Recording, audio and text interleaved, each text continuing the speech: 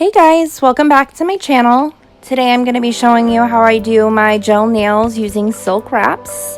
This is how they turned out. Sorry that picture is a bit ashy looking. I didn't get a good clip without them being covered in dust because I went just directly in to design them, which you can see how they were done on my video before last that I posted. It was the fall nails video. Make sure that you hit subscribe and ring the notification bell so you'll know anytime I upload. So I'm just prepping my nails. I started by pushing back the cuticles, and now I'm using a cuticle bit just to remove any of that dead skin.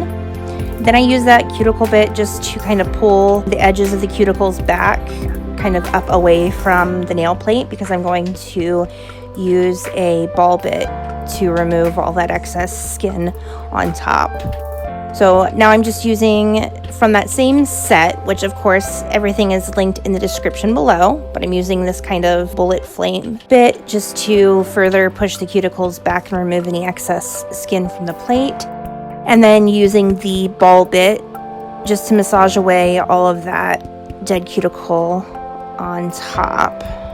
So these clips here were actually reversed. I did actually use my mandrel and my sanding band just to remove the shine off of the surface of the nail first before I went in with this cuticle buffing bit. So you'll see in the next clip here when I'm using that sanding band that the cuticle doesn't look as clean, but this is the proper order you should do them in. I had just forgotten to use this bit first, so I went back with it afterward. But after I use that arbor band, you'll see again that the cuticles will be clean. So when using all of these bits, you want to make sure you're on a very low speed, just so that you're not doing any damage to your nail plate. And then this arbor band and the buffing bit, the cuticle ball bit, those are both clips in real time, just so that you can see how long it takes me and just the way that I do them. I do this kind of tickling motion across the nail plate. That's that really fast motion you're seeing. And then I showed you if you aren't comfortable doing it in that fashion because it is a really fast way, then you can just kind of use it slower on its side.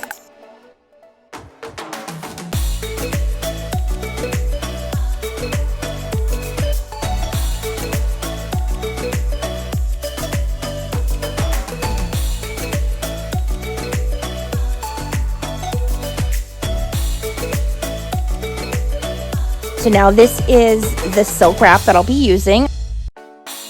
I'm just kind of measuring it up against my thumb so that I'm going to cut the strip all the way across, and I just wanted to make sure that I've got it at my largest nail first. That way I can cut them down and not have to worry about cutting each little piece off of the whole roll.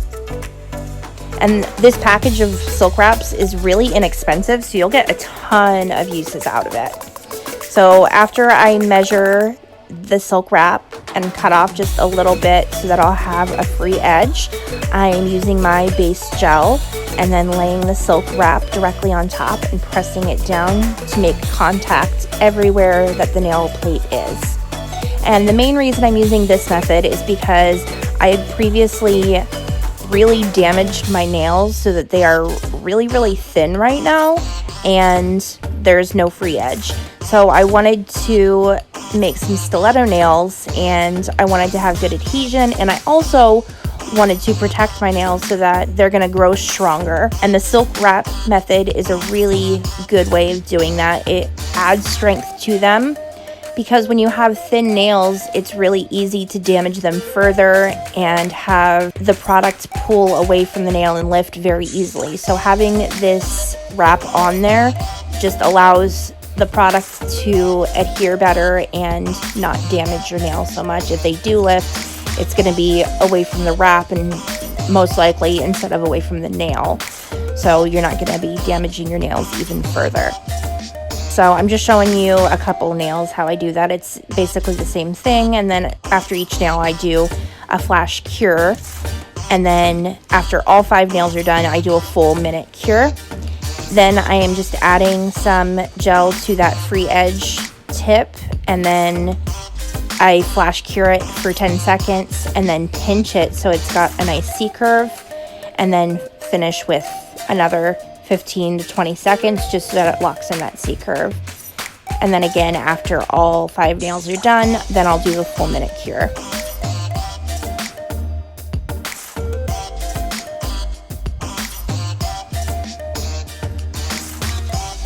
So now I had done one nail off camera just to make sure I had my process down perfectly. And now I'm just going in and I did my nail form. And now I'm using this thicker clear gel to do my free edge. This is actually the gel that I used for my rhinestone gel. So it's a nice thick consistency. And I'm using this instead of my builder gel that I use for the whole nail just because it's thicker and less likely to run.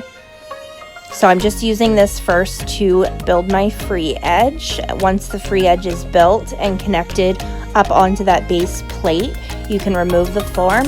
You definitely want to make sure that it is connected all the way up onto the base plate, especially at the very corner edges.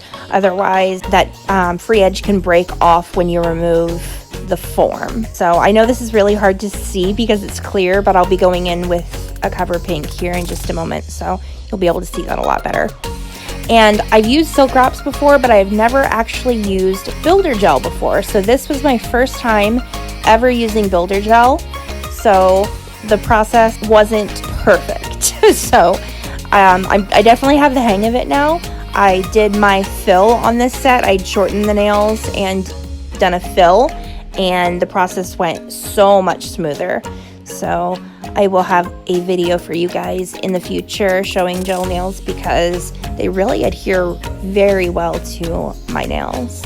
And especially when you have thin nails, gel is just a perfect product to use.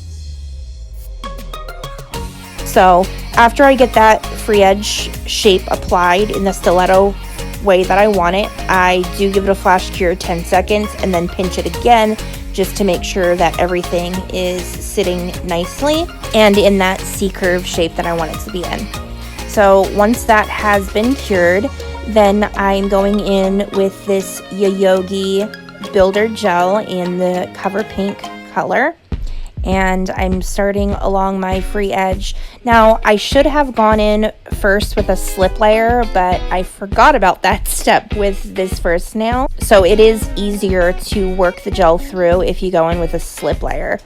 You'll see me do that here after I cure this portion.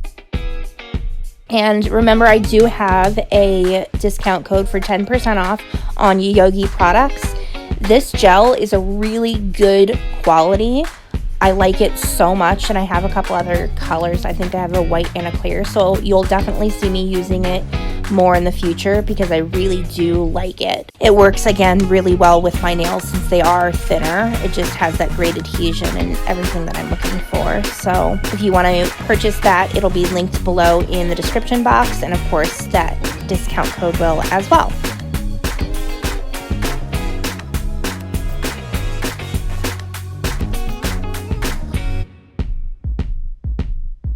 So I'm just floating that product around to where I need it to be, and now I'm working it back towards my cuticle.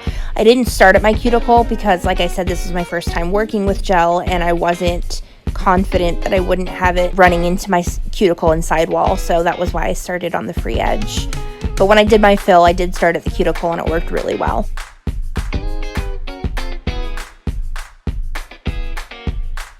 So I'm flipping the nail over just to pull everything to that center apex, just using gravity, and that way it'll keep it from running into my cuticles and sidewalls while I work on the shape and everything. The nail's not completely built, but I am just going in with a 30-second cure. That way I can add more products. This product does need a full 2 minutes to cure in an LED lamp. So when you're going through your nails, the one thing I do know is you don't have to do a full cure until the end. So you don't have to do a full cure on each layer. That would take up so much time if you were doing 2 minutes every layer. So I do a 30-second cure just to make sure it's cured enough, and then I add more. And Basically, I'm just adding more on the apex now, and then I do add some to the tip because that tip is misshapen right now, so I'm just kind of fixing that shape now.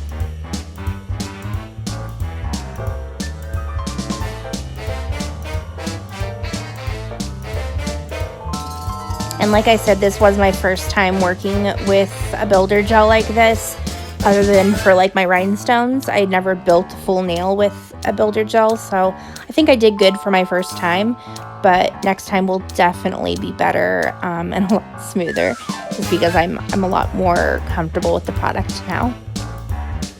The key with working with a gel is you want to keep your finger tipped downwards. That way, as it moves, it's not running into your cuticle and sidewalls, and if it does start moving into your sidewalls, you could just flip it upside down to pull it back up into that apex area.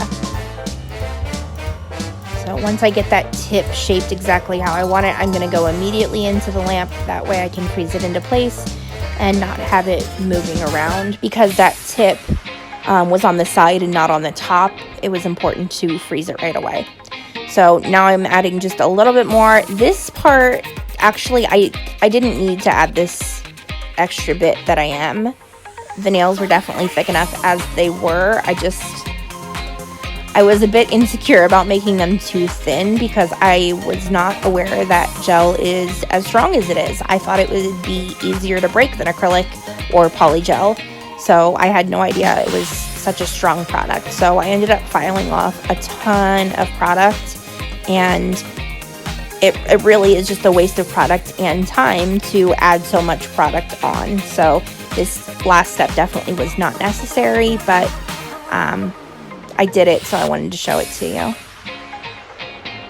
So once you have the apex and the nail built the way that it needs to be, then you can just go in and give it a flash cure and move on to the next nail. And of course, I am just using a really gentle touch and keeping contact with the gel just to move it to exactly where I need it to be. I was really, really impressed with these. I had no lifting at all. I wore these for 2 weeks, and usually I'll have just like a tiny bit of lifting on at least 1 or 2 fingers, especially when I use polygel. I had 0 lifting with this set.